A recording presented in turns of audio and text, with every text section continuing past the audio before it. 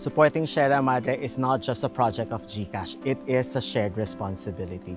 It protects millions of Filipinos from floods and typhoons, including our users.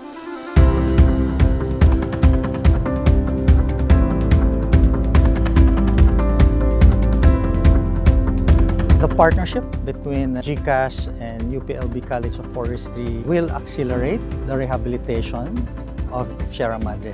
The total planting area is 250 hectares.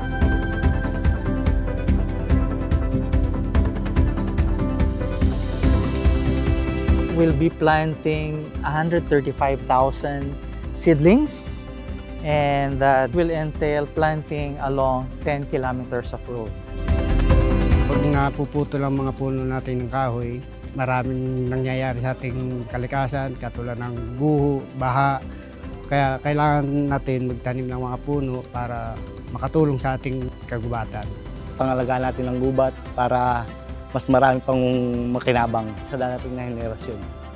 Caring for the planet is one of our key sustainability pillars. We work with experts like UPLB because reforestation must be science-based. Through G-Forest, we turn every digital action into real climate impact.